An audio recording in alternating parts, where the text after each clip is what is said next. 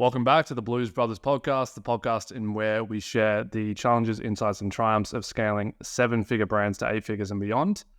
In this episode, I'm joined with the first repeat guest on the podcast, Val, and the topic for this pod is becoming first order profitable. So I've been having a lot of conversations with Val over the course of the last few weeks about first order profitability versus returning order profitability. And on the back end, we've been building some unit economic models to determine the state of brands and how healthy they are. So I wanted to structure this podcast by, number one, setting the scene. So why are we even talking about first order profitability? Why is it an important podcast that we should be recording? Number two is then moving into how to actually be and become first order profitable. And then lastly, I want to touch on that you can play the repeat purchase game and that you don't necessarily have to be first order profitable, but you have to be incredibly sophisticated, an incredibly sophisticated e-com operator. And so we'll briefly talk about how you can actually do that correctly and how you can probably identify if you shouldn't be going down that route and if you should be building a business model around generating profits on first purchase. With that being said, I might pass to Val to kick us off in regards to the importance of self-liquidating customer acquisition by being profitable on first purchase. Yeah, appreciate the intro, Nathan, and good to be back. I got the trophy of the first repeat guest, so that's incredible. Yes, and I think that's an incredibly important topic, and we'll talk more about it in more detail. But I think to set the scene, the reason why you want to be first order profitable or first-time customer to reach that profitability with your first-time customers at purchase one is because if you don't turn profit on that first order, someone has to finance the loss. And who does that, right? There's essentially three ways you can finance the loss. It's either repeat customers who basically help you fill in the profitability leakage with their profits. It's either raised capital from investors, so investors come in and actually pay money for that loss, or it's creditors who come in and give you capital to finance that acquisition at a loss. And most brands don't actually understand that, and they fail to conceptualize and contextualize the loss and think, okay, how exactly are we financing the loss? And if you continue with the losses for a series of months, that will accumulate into a sort of cash deficit that no longer can be financed because now you're sort of blowing that out of proportion. Repeat customers are not enough to finance it. Investors are not happy with your performance and they are not really willing to extend more capital. And creditors look at your business and they see a lot of risk across the board, a lot of red on the P&L, and they're not as open to extending line of credit or better terms for you to continue financing that first purchase loss. And at that point, that's the sort of turning point for a lot of brands, and they have to figure out a way to turn profitable on the first purchase. Otherwise, they will basically derail into bankruptcy. I probably couldn't have said it any better. The only thing that I'll add there is if you're in this assumption, you can't really be bootstrapped unless you're providing your own capital. But let's say you are providing your own capital and you're going in with a few $100,000. If you aren't profitable on first purchase, it's going to be very difficult to scale at any degree of high growth rate. Because if you're unlocking break-even CAC at the 4 to 5 month mark, then you can pretty quickly model that out and do the math, but you'll only be able to grow at 5 to 10% per month maximum. That's an absolute maximum case. And so if you want to be growing rapidly, which most business owners do want to grow their business quite quickly and achieve their goals faster, it makes sense to be self-liquidating customer acquisition by having first purchase profitability, and then you can just take that free cash flow and put it straight into acquiring new customers rather than having to wait through this cycle for cash to be unlocked. Yeah, that's exactly right. And it's all about cash conversion cycle. What most brands forget is that cash conversion doesn't start when you acquire the customer. It actually starts when you buy inventory, because you've invested capital before you even start advertising and marketing that product to the customer. So once you've invested capital, it will take a certain number of days, and the sell-through rate will tell you how long it typically takes for you to flip inventory. Well, let's say it takes you 30 days on average for top sellers to sell through, right? So it means some of that will sell within, 0 to 10 days. Some of it will sell within 50, 60 days. So on average, 30 days. So you have to price that into your cash conversion cycle. Otherwise, you will not really, because you have to finance that 30 days before you even start selling to your customer, right? And without understanding that pre-cash or pre-investment of cash into the customer journey, you will basically double down on the loss at acquisition on top of the investment in product line before advertising. Yeah, I think the key there in terms of the financial ops that most e-com operators miss is they're competent enough to look at the P&L and get an understanding for how the P&L works, but they don't have that extra nuanced understanding of how cash moves across the P&L month on month and how that's impacted by inventory. So they're not actually projecting cash or inventory purchases, and they're just looking at their P&L and then trying to run their business. But then when they look at their bank account, it doesn't line up whatsoever. Yeah. So there's a bit of a disconnect there. And that's like another topic, which is outside of this webinar, but it's the difference between accrual and cash basis for accounting. A lot of brands follow kind of a hybrid model. So they, sometimes they don't treat their revenue properly, and they look at deposits, cash deposits as revenue, and inventory purchases as COGS, which is not. And that's the major difference between accrual and cash, is that you want to look at your actual revenue reported in Shopify rather than deposits deposited, because that has implications in terms of time when you actually get those deposits. And you want to look at COGS versus inventory payments, because COGS is what you actually sell within a month, for example. And the cash payments for inventory is when you actually pay for inventory. So that's important for cash flow, not so much for profitability. So when you combine both, you're missing the picture altogether in terms of profitability and liquidity. So never combine both approaches. If you want to have a read on profitability, liquidity, always treat them separately. Look at COGS for profitability, look at cash payments for liquidity. Yep. The other part of the scene that I also want to paint here is, why are a lot of brands currently not profitable on first purchase? And I'm auditing a lot of brands these days who aren't self-liquidating on first purchase, which is a tricky situation to be in. And there's a few reasons why. I'll touch on one and then I'll move over to you. But the first one is inaccurate gross margin calculations a lot of the time.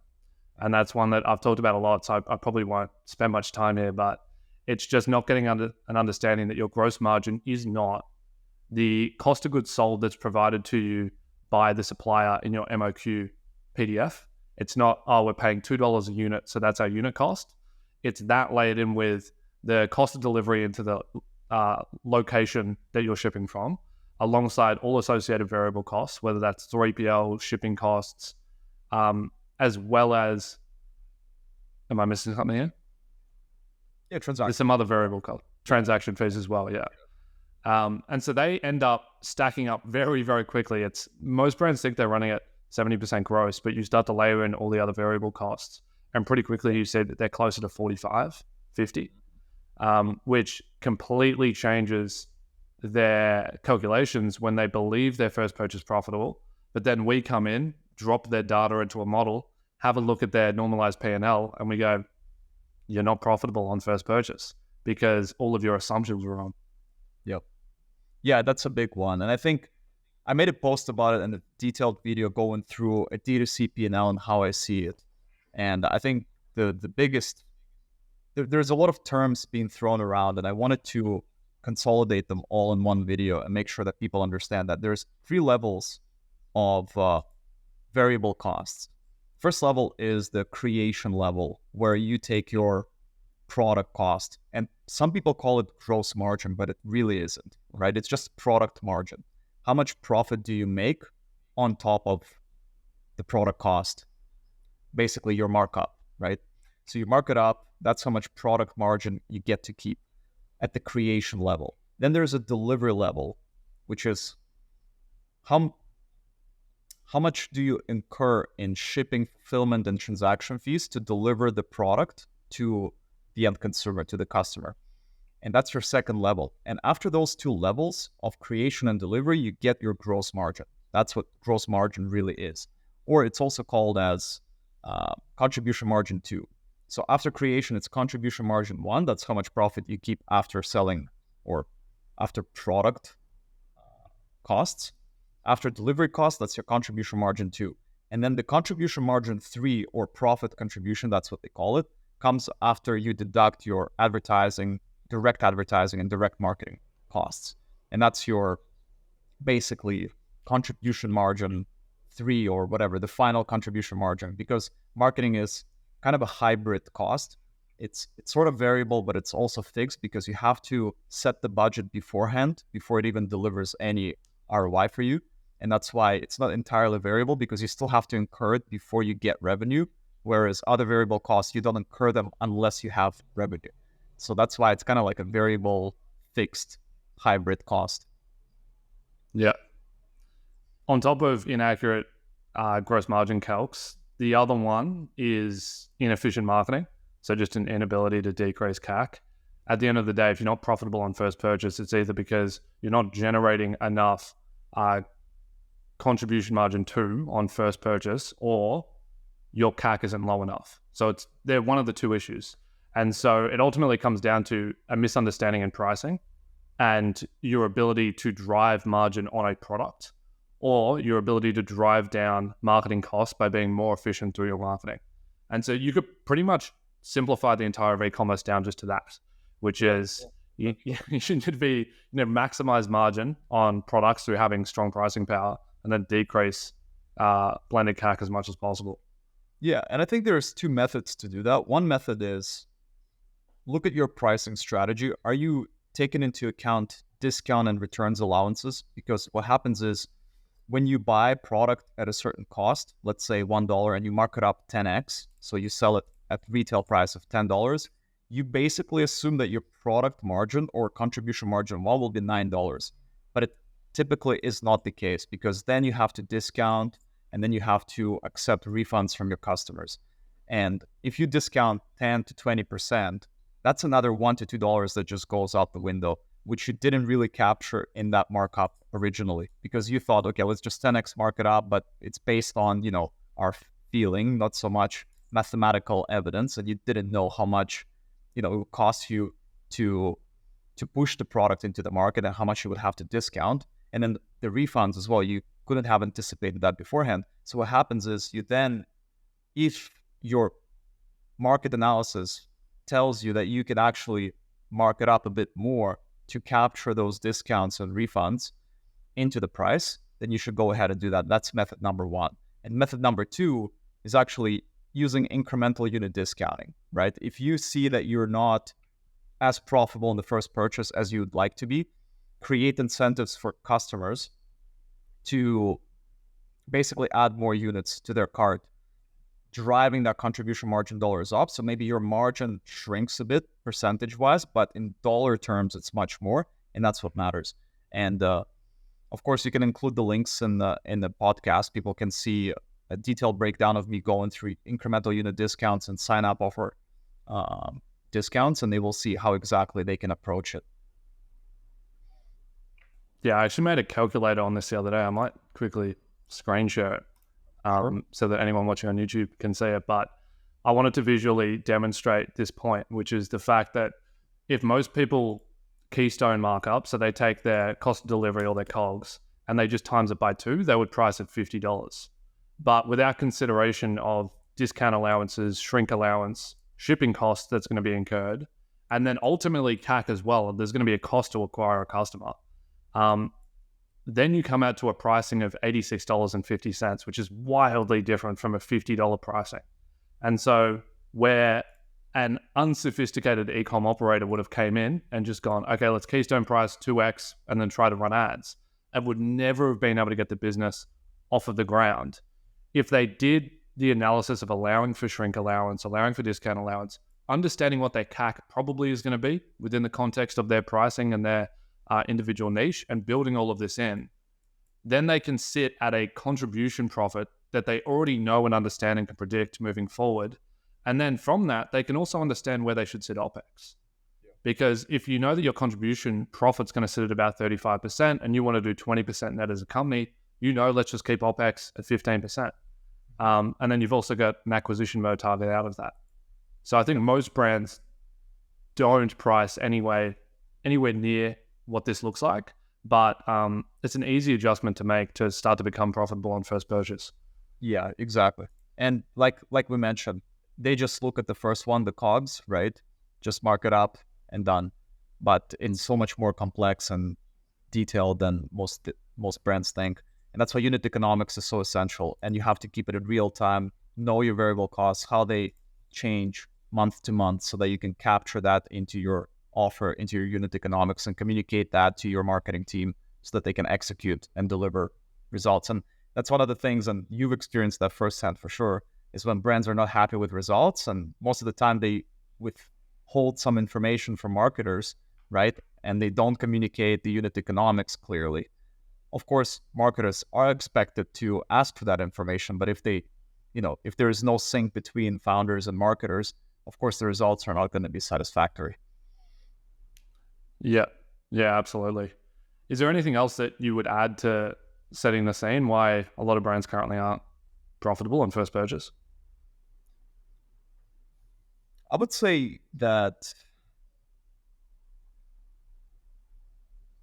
there's not much else, to be honest. It's really just economics and building out a customer journey that fits the economics perfectly. So I don't think there is anything else to add that would make up for the majority of brands. Of course, there is certain exceptions and special cases with brands of why they are not hitting those, those targets and first purchase profitability. But for the sake of sort of general discussion, I think we've covered it. Perfect. The next thing that I wanted to touch on was some unit economic requirements for first order profitability, because I think we could start to map out over the next 10 to 15 minutes actual concrete numbers that you really have to be hitting at a baseline for you to even be first order profitable. If your main acquisition channel is going to be paid ads, which, let's be real, 90% of e-com brands, their main acquisition channel is paid ads. Yep. I think we can talk about average order value.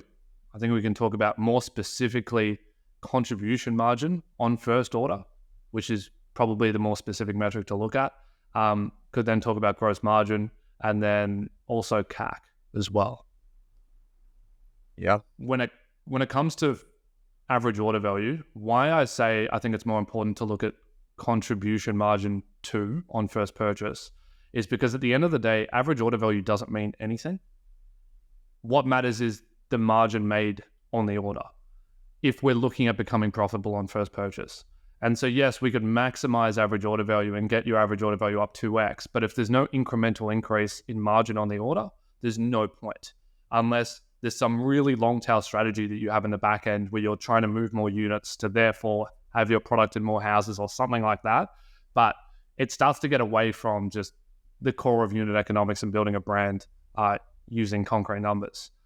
So if you're looking at first order profit contribution, I think that you really need to be operating with at least $50 to $60 of profit contribution. And that's AUD. So you can convert that to USD and it'd be about 35 to 40 on first purchase, or else it's going to be very difficult to self-liquidate right out of the gates if you're about to launch into ads. And the reason for that is it's very difficult to achieve a CAC below $35 to $40 when you have no pre-existing customer database, when you have no product in anyone's houses, so you're getting no word of mouth purchases that's going to artificially deflate your blended CAC number. And it's all coming through direct paid channels.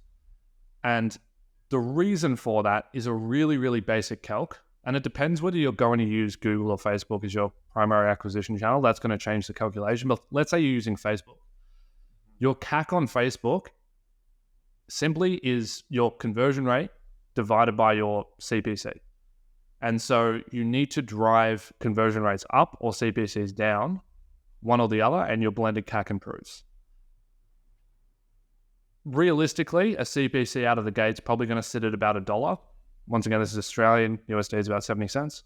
And conversion rates out of the gates, depending on your average order value, you're probably going to sit at about 2 to 3%.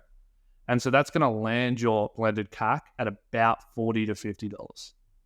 And so if you don't have $40 to $50 of margin built in to first order, it's going to be very difficult to be first order profitable in the early days until you start to achieve escape velocity where you can drive blended CAC down to a more sustainable number at about $25 to $30. And you could build that into your modeling. So you could have an understanding that, hey, out of the gates, we're not going to be profitable, but we're going to assume that blended CAC is going to gain efficiency as we get product out into market.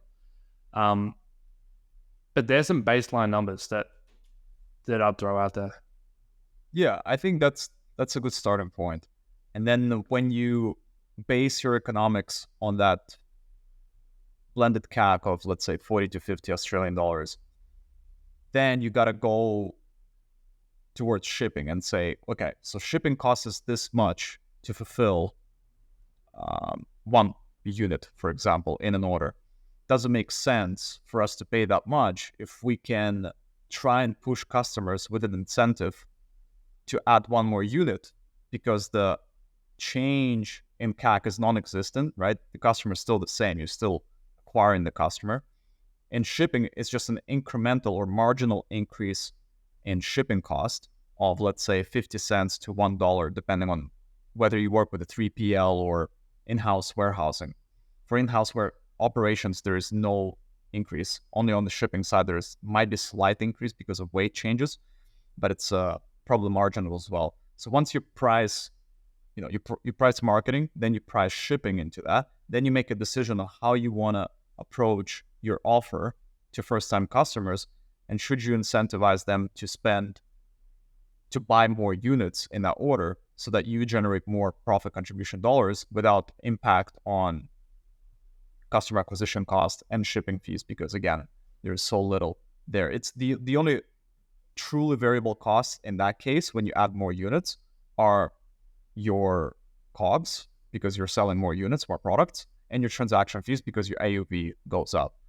But the shipping, it is variable because you won't incur it unless you sell a product, but it's a marginal increase per unit that customers add to their cart. So you keep that in mind, because I see a lot of brands make that mistake. They say that the variable cost is a percentage of their AOV, which is not, right? It is a percentage when you only add one unit per order, but once you add more units per order, the relationship to, or the percentage of AOV goes down as each unit gets added to the cart. Yeah, I say that all the time, which is people just use averages. I feel like the rule should be you should never use an average in any ecom. Like, it should always be understanding the data that is informing the metric, rather than just pulling a metric and then just applying it to the whole business. Because if you take, we have 40% gross margin because that's what it was the last financial year, it's like, okay, but how have the SKUs changed? Because gross margin differs at not only a SKU level, but at a units per transaction level. And so you have a cohort of customers that are actually sitting at 70% gross margin.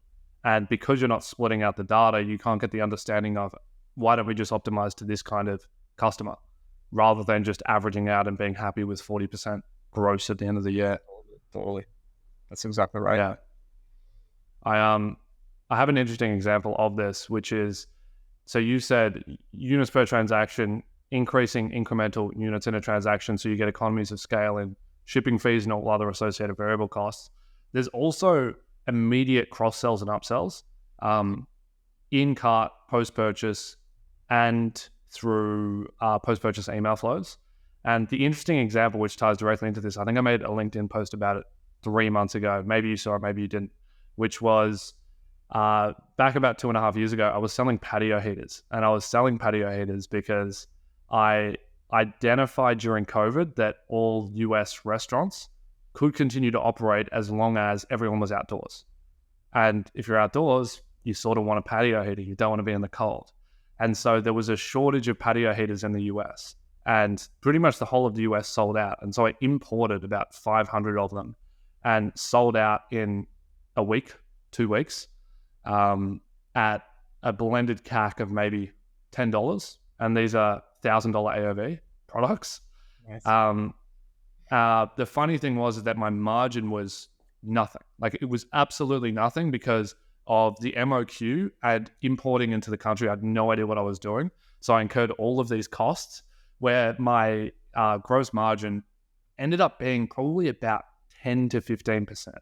And so on a $1,000 product, I was making $100 to $150. Also because the shipping cost was so expensive, shipping these things around the country. And I had no idea of how to restrict state targeting so that I minimized shipping costs. I was just shipping anywhere across the country. I didn't care.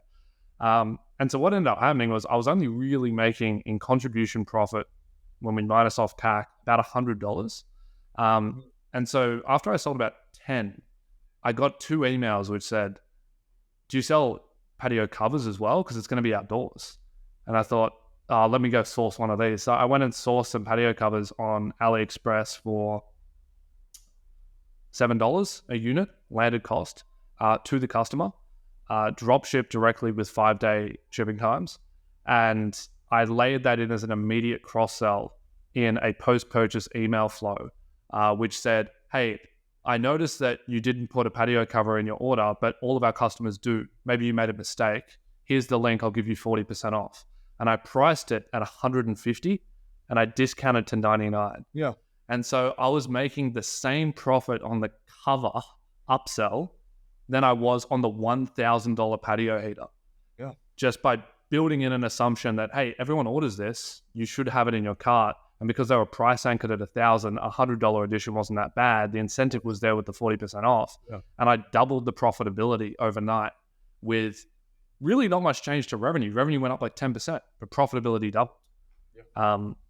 And so it sort of goes to show the importance of having those cross sells immediately after first purchase. Because even if you have a 20% take rate or a 10% take rate, it's 100% margin because there's no cost on getting that upsell because you've already bought the customer. Yep. And so if you end up dividing that contribution margin across the, let's say, 10% take it to 10 orders, you end up becoming so much more incrementally profitable across the entire cohort. Agreed. Yeah, that's the power of economics, right? And that's why I see such a missed opportunity when brands don't have in-cart upsells and cross-sells. That just hurts my eyes. And I think, we've gone so far in the e-commerce space that this is a necessity for every brand. It's no longer just a optional add-on, right? Because you're making money on repeat customers and upsells and cross-sells. Now it's really difficult. Again, we've gone over why. Because again, you got to be very competitive in the space. And even if you do all these, adjustments to your offer and economics for first purchase profitability, you will likely still not make as much profit. So you have to play with cross-sells, upsells. And if you don't, just missed opportunity for profit generation at that level. Yeah. What's the importance of tracking first order unit economics separate to repeat orders? I know it's obviously something you do, it's something that we do internally, but why do you deem it important? To track first time profitability? First time unit economics versus recurring customer unit economics. Yes. Okay. That's a good question. And I think there's a few reasons. First reason is repeat customers tend to spend differently than first-time customers for many different reasons, especially if you have an extended catalog of products, a lot of options. Customers may not buy the same product they bought in the first order and come back for something else. So that will make a difference for the average order value. If you don't split that out, you will skew your data and not really understand the economics that you play with for different types of customers. The second thing is there is different marketing spend for first-time and repeat customers. As you know, for first-time customers, we can assume $40 to $50 in acquisition. For repeat customers, if you have to retarget them with spend, you will still allocate some direct marketing for repeat orders, and you have to know how much you spend to bring those customers back. Although most likely you will still generate more profit contribution just because it's not as challenging to repeat in terms of cost. In terms of cost, it's not as costly to bring customers back than acquire new ones, right? So that price or cost difference will make up for profit contribution. And when you do those distinctions and you know exactly how much your first-time customers make and how much your repeat customers make, you can then make strategic decisions about, allocating budgets and understanding, okay, should we spend a little bit more money to retarget existing customers and bring them back in because we're making that much profit contribution, and it's actually more valuable for us to invest more in retargeting versus first-time customers based on the output, because we know that, let's say, a repeat customer is 5x more valuable in contribution margin dollars than the first-time customer. So should we, make changes in our strategy and bring those customers back? And again, you go back to the customer portfolio analysis and you segment customers based on their purchasing behavior and how they, quantitatively and qualitatively, how different are they from each other? And then you look at each segment separately and you see even further differences between, repeat customer economics. Because again, based on the segment, you will see those staggered differences in terms of LTV and order economics. And once you've gone through all those calculations, you now know how much we can offer in terms of discounts and coupons to repeat customers. Because again, something that you might discover as well is that maybe retargeting doesn't make sense in terms of ads. We should probably send them a coupon for an X amount because that will be cheaper than us going to Facebook and advertising that. So based on those calculations, you will know exactly how to proceed and what kind of strategy to implement. Yeah, funny enough, I see a lot of clients that sort of give me an Excel with some math that they've ran, and they run, and I could say this for every single metric, and I know you could as well, but it's that they do some form of math to prove that they're either profitable or that they're going to be profitable on second purchase, but they're using average order value just as a blanket number, and they're not delineating to first purchase average order value or to repeat purchase average order value. And in most brands, there is an enormous difference between those two numbers. Some there isn't. Like I've seen a lot that, it's about the same because there's not a big skew range, and so they can't really have much increased purchasing power through that repeat purchase. But in most, it's the difference between like $250 and $350 or $400. And so when you're taking an average there and you're going, we're acquiring customers profitably because our average order value is $350. But it's not. It's $250. So you're actually not acquiring customers profitably, and you're making money on fourth purchase. And so your P&L looks good, but it's only because you've been operating for 5 years and you've got all these customers backed up and you haven't increased spend marginally recently. And so you're sort of in that pipeline. But the second you go and start increasing spend, you're going to start negative cash flowing because you increase the proportion of new customer acquisition, which is negative at a unit level in comparison to your recurring customers. Yep, that's exactly right. With that, I built a calculator. I built two calculators actually to health check brands. I could probably pull it up as well in this podcast. The first one is to assess projected revenue decreases to get an understanding for how profitable a brand is. And so a really healthy brand theoretically should be able to take a 50 to 60% revenue cut tomorrow and not go under. Their variable costs should change as a consequence. Their OPEX can stay the same, and they should be able to be driving enough EBITDA to be above zero. And so that's exactly what I built here, which is that you input all of your numbers and then it projects revenue decreases. And then you can specify whether you want to project a decrease in OPEX. So, okay, if we did experience 60% shrink, do we want our OPEX to shrink by 60%? Well, our marketing's probably going to shrink by 60%. And so you can project that in and say, okay, this brand with this unit economics, which is a real brand, can take a 60% decrease in revenue and still be profitable at an EBITDA level, which is an incredibly strong position to be in. Because most brands would input their numbers in here, they wouldn't be able to take a 10% loss or even a 20% loss.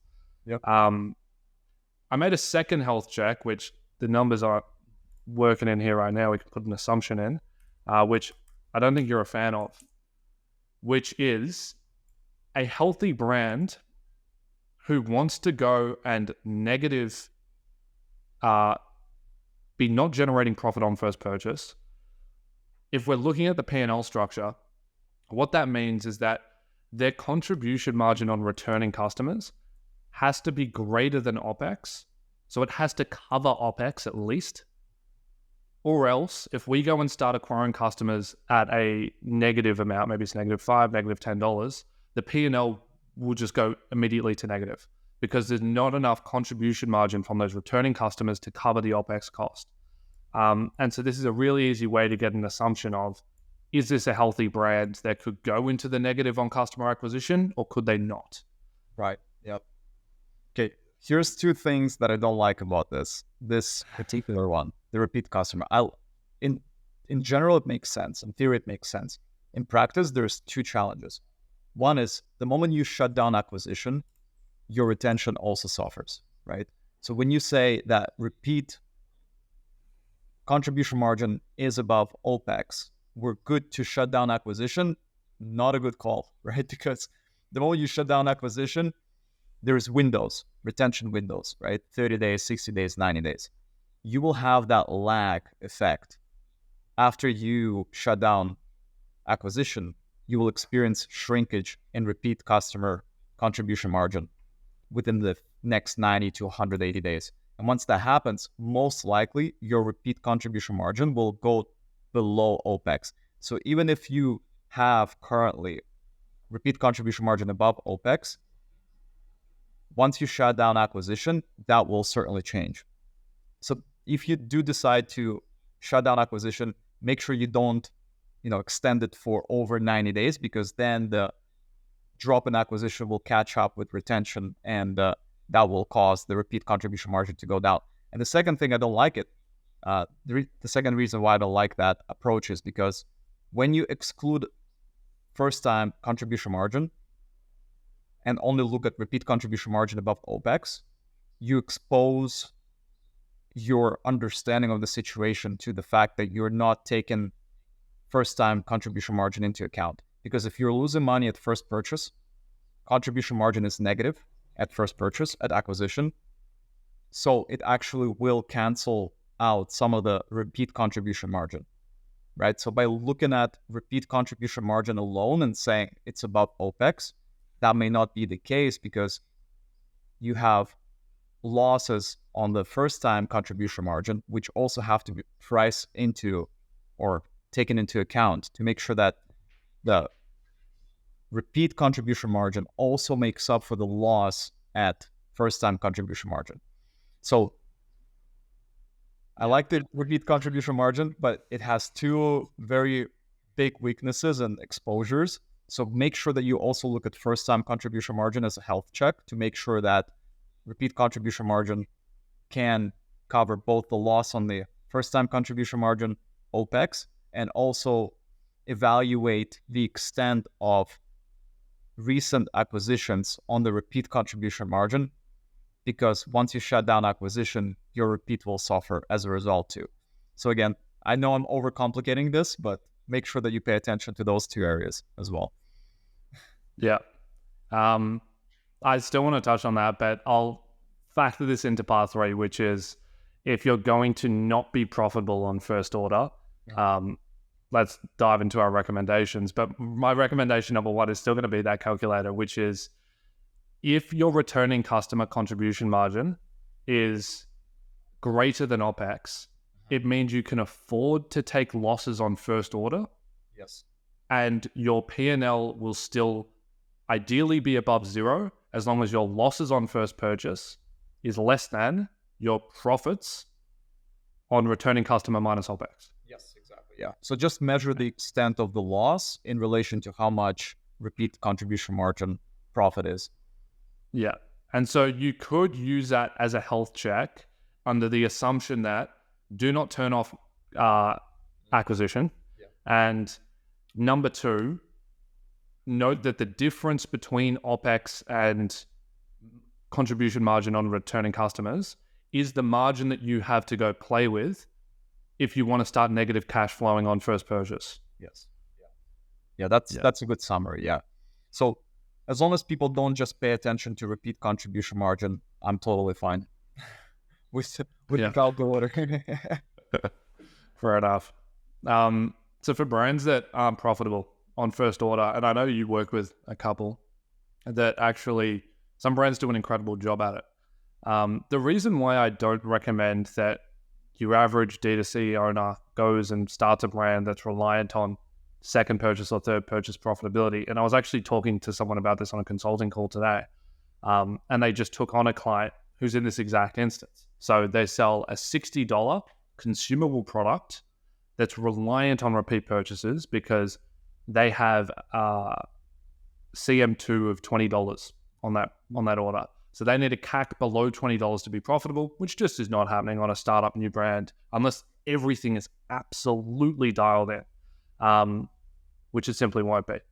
And so unless you have everything absolutely dialed in and you're really, really sophisticated within e-com and you have the ability to raise capital as well to fuel initial customer acquisition, it doesn't make sense to play such a risky game when you can build a foundational business that cash flows up front.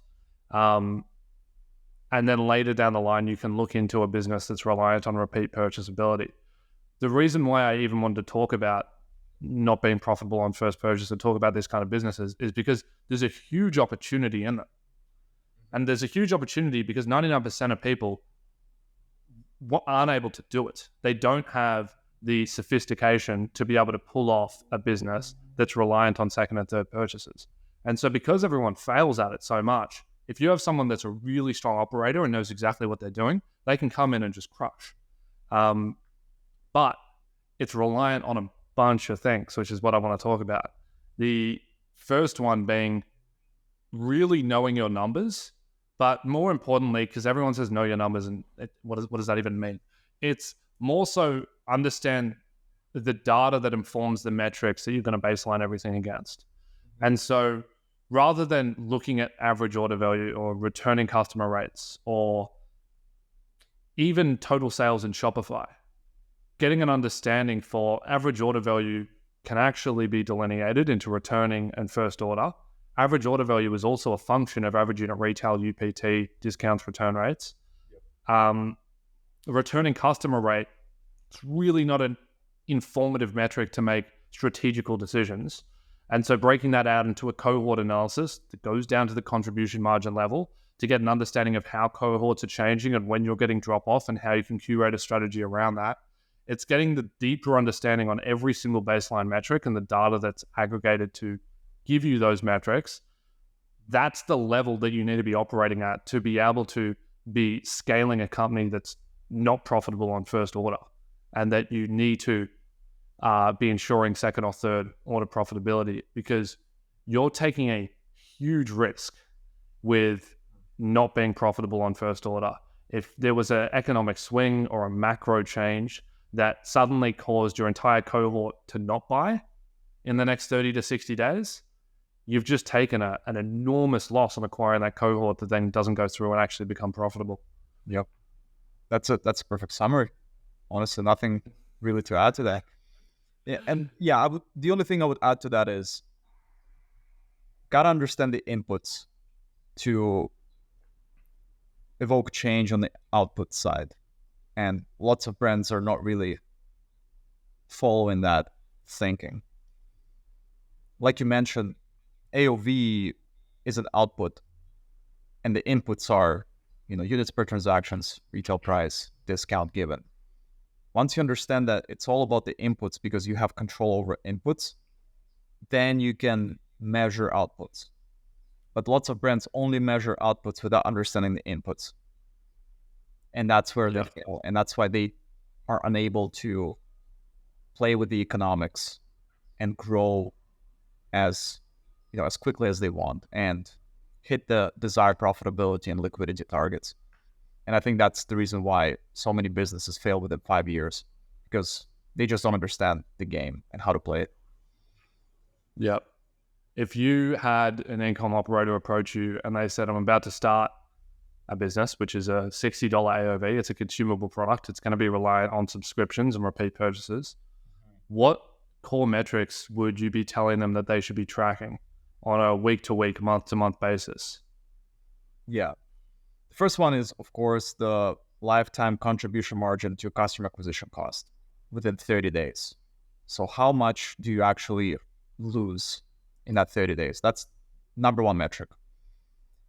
Let's say, if it's below 1 lifetime contribution margin to CAC within 30 days, it means you're losing money on the first purchase. You got to understand how much exactly you're losing. Then I look at churn rate, right? How many customers are actually churning out of your product? If it's above 90% after that 30 days, that's a huge concern, right? So you probably have a product issue, product quality issue. And you got to dive into that before you start scaling the spend, because otherwise you're going to lose money on that spend at acquisition. And then you are not really repeating customers back. They're churning. So you're losing money even at repeat level, right? And that's not really good for the business. And then, of course, if the churn rate is not as high as 90%, if it's way below that, you're looking at 50%, for example, then of course I would look at ways to optimize, go back and optimize the first 30 days.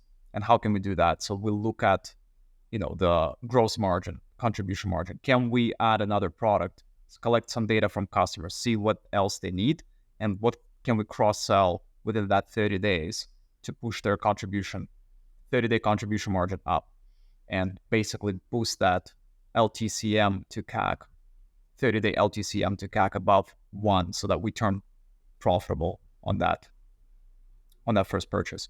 So I would say that these would be the core three. The first one is LTCM to CAC within 30 days, churn rate within 30, 60, 90 days, 180 days. So track the windows and understand how many customers you're churning over months, and then gross margin within that 30 days, of course. Repeat is not as important. 30-day gross margin would be the most important. I'm doing a analysis at the moment across our entire client portfolio to try to determine what the common characteristics are of success in the highest cash flowing businesses that we have in our portfolio. And then I want to make a YouTube video on it and then have it at the start of our onboarding, which is, hey, here's our 10 most successful clients. Here's the 3-4 common characteristics between all of them. I haven't finished it yet. I don't have 3 to 4 characteristics yet, but the first one, which I found was interesting, which is absolutely the case for these 5 to 10 brands so far, is they all have really strong maintained markups. And so I think that's probably, we've talked about it a few times on this podcast, but that's probably not talked about a lot when it comes to content on LinkedIn, content on YouTube, starting e-com brands, trying to go down the course route, being in communities. I don't think many people talk about the maintained markup required on a product, but the clients where we have a 10 maintained markup, a 4, a 5, a 6, they have so much profitability because they have so much room to acquire customers. On first purchase, like don't even regard second purchase. If a customer comes back and buys on second purchase with a 10 MMU, it's ridiculous levels of profit. And so these are the brands that we work with that have EBITDA of 40%, 38, 37%. It's because they have really strong pricing power and they mark up their products as much as humanly possible. And so I'm thinking about making a video or a LinkedIn post about just raise prices as test raising prices. And on that, how would you suggest test raising prices? Because I used to do this when I owned my own e-com stores, and it was the scariest thing ever, which is you have your products, you're selling 20, 30, 100 units a day. And then someone comes in and says, yeah, but you could be making an extra $5,000 a day if you just up your prices $10. And you sit there and you go, oh, really? But all my sales will stop though. No one wants to buy it at $100 rather than 90.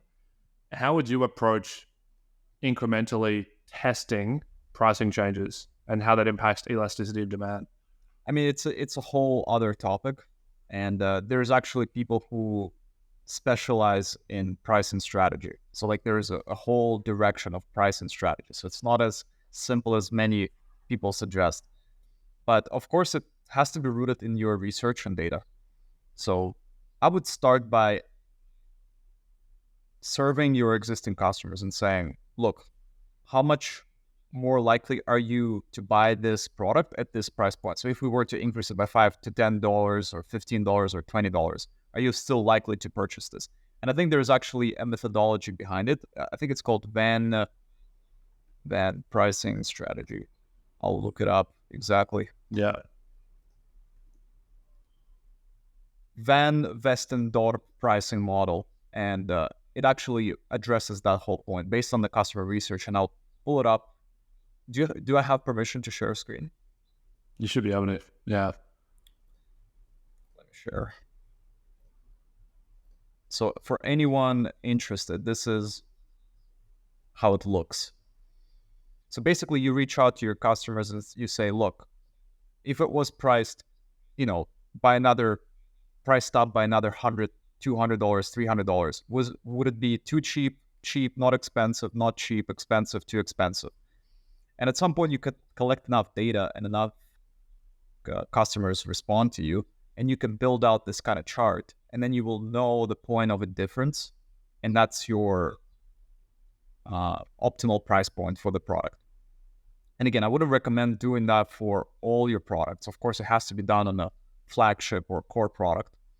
But what I typically recommend as well is perform this basic ABC analysis to understand how much value certain products contribute to your brand, and then classify them into winners, complementary products, and toxic products. Toxic products are the products that you don't really care about, and you should push them out of your business as soon as possible. So cash is more important than contribution margin with those guys. Just push them out of the business, convert them to cash, and then invest that cash into initiatives that generate high ROI, and buy new products or invest in acquisition. Complementary products are typically the products that you have for cross-sells, upsells, and are the ones that actually have that potential for price hikes, huge potential. Like you said, for example, with the with the cover, right, for the patio heater, you could have priced it at $200 most likely, and still given them a discount of 50%, and you would have made huge margin nonetheless. So that's something that you could have used. And that was your complementary product that you could have hiked the price on. And for winners, you got to be very careful, because that's something that is doing extremely well. So testing price with those guys could break your profitability, break your sales. So you got to be very cautious about testing price there. Go with data collection for winners. So ask your customers, how comfortable are they paying higher prices, especially if there's a lot of repeat customers coming back to buy this same product. Ask them if they're comfortable paying more money for it. And if not, then it's probably not a good idea, because again, you would lose more contribution margin dollars if the conversion drops, even though you're, collecting more money at retail price level. Do you think customers would be biased towards the cheap end because they've already been price anchored to their existing purchase? They could be. Yeah, they could very well be. But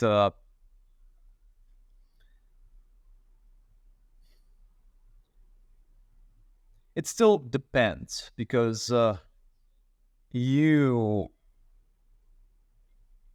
it's kind of like this brand perception, product perception. And if they say that, it's not too expensive, that's a good sign, right? It means that they're not against it. And if they say it's too expensive, then of course, so you look at the extremes, right? Don't look in the middle, because that's where the lines are blurred. But look at the extremes and think, okay, if they're saying it's not too expensive or it's okay, then you can probably go ahead and test the price in there. But if everyone's saying, no, it's too expensive already, like I wouldn't be happy to pay more, then you're probably at the absolute limit, and maybe you should consider dropping the price, right? And saying, okay, maybe we'll generate more profit contribution, because all of our existing customers are saying it's too expensive already as is. So maybe we drop the price and see what it does, and we generate more profit contribution dollars that way because the conversion now goes up and more people are buying the product. Yeah, perfect. Anything else to add on this podcast of becoming first order profitable? I think we're good. I think we've covered it in a lot of detail. There's still a lot to unpack. So if people have comments or questions, drop them under the podcast, wherever it's shared, and we'll follow up and maybe make another podcast number 3. 3 people. For sure. For sure. Yeah, I think we could make a podcast every day with the conversations you and me have offline. So, yeah, appreciate it. Appreciate you taking an hour out of your day, Val, to hop on. I thought this one was valuable. It's been a pleasure.